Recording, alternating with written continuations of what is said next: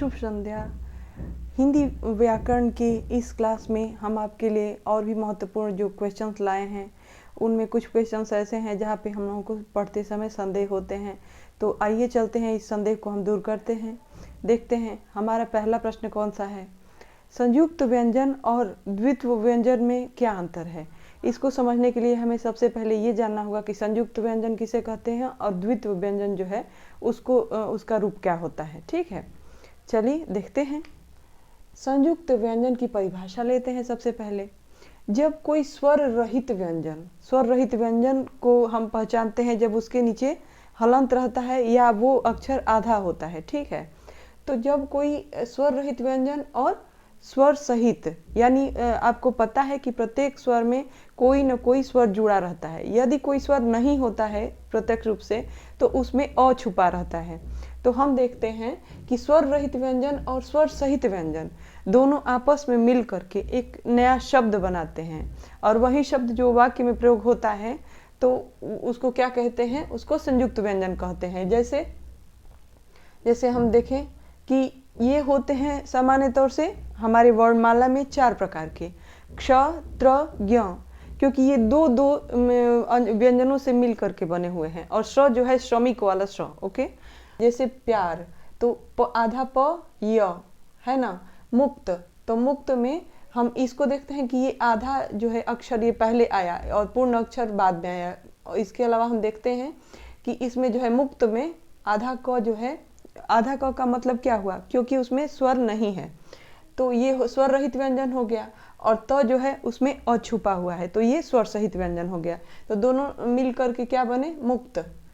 आधा क और त मिल गया तो एक जो सार्थक जो शब्द होता है उसको बनाया गया। तो ये होते हैं। द्वित्व व्यंजन में हम देखते हैं जब एक ही व्यंजन लगातार 2 बार आता है तो उसको द्वित्व व्यंजन कहते हैं। जैसे कच्चा, पक्का, तो हम देख रहे हैं कि कच्चा में च जो है च वर्ण 2 बार लगातार आया है, और पक्का में एक जो क वर्ण है वो लगातार 2 बार आया है।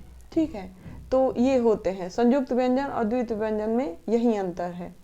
इसमें द्वित्व व्यंजन में एक ही व्यंजन 2 बार दोहराया जाता है, और संयुक्त व्यंजन में ये कोई आवश्यक नहीं है कि एक ही व्यंजन 2 बार आए। ठीक है, हम देखते हैं रेफ का प्रयोग कितने प्रकार से किया जा सकता है। रेफ यानी र, वर्णमाला का जो र होता है जब वो प्रयोग किया जाता है उसको रेफ बोलते हैं किसी व्यंजन के साथ। जैसे देखते हैं रेफ का प्रयोग 3 प्रकार से किया जा सकता है। जैसे हम उदाहरण लेते हैं गर्त, तो जिसको हम सामान्य भाषा में आसमानी र बोलते हैं।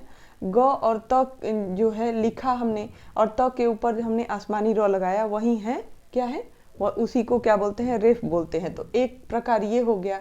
ड्रामा जब हम लिखते हैं तो ड लिख करके और ड के नीचे जो हंस पाद का निशान बनाते हैं उस तरह का, तो ये हो जाता है ड्रामा।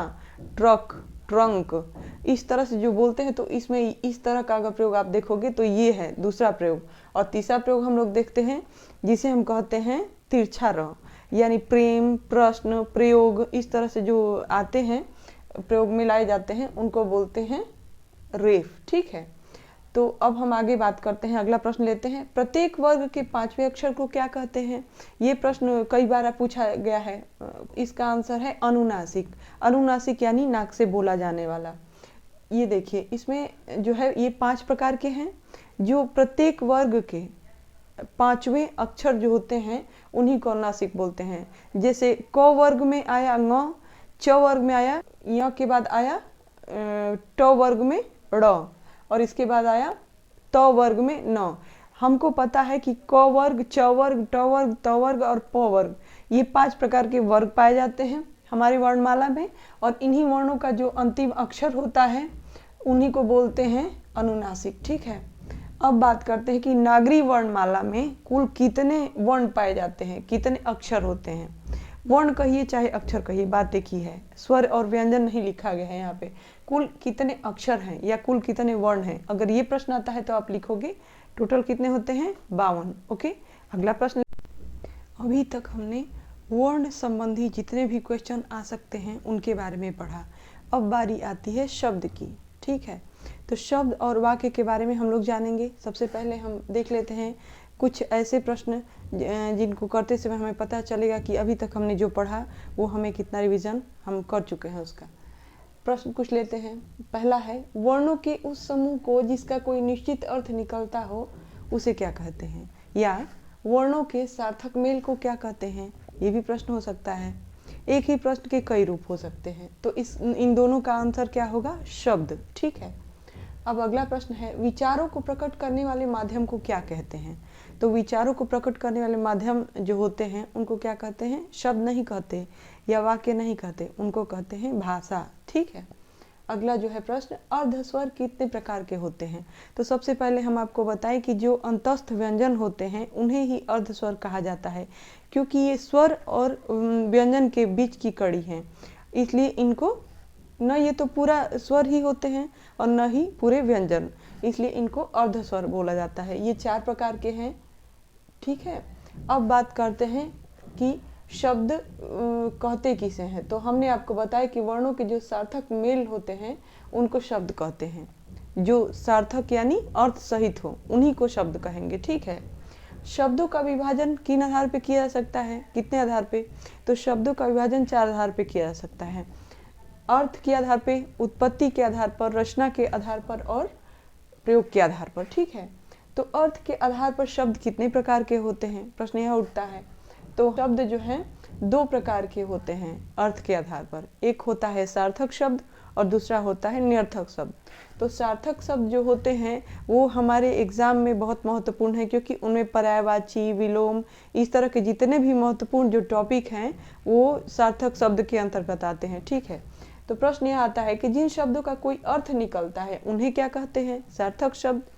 और जिन शब्दों का कोई अर्थ नहीं होता उन्हें क्या कहते हैं? निरर्थक शब्द। अब आगे बात करेंगे कि सार्थक शब्द में कौन कौन से महत्वपूर्ण हैं। ठीक है। और उनके बारे में जो जितने भी प्रश्न बनते हैं हम सभी प्रश्नों को देखेंगे और जो है कुछ और महत्वपूर्ण जो हैं उनके बारे में भी बात करेंगे। लेकिन अभी आज के लिए बस इतना ही। ठीक है। आप हम जो भी पढ़ रहे हैं इनको आप रिवीजन करते रहिए और हमारे साथ बने रहिए, प्रयास करते रहिए। ठीक है। Best of luck.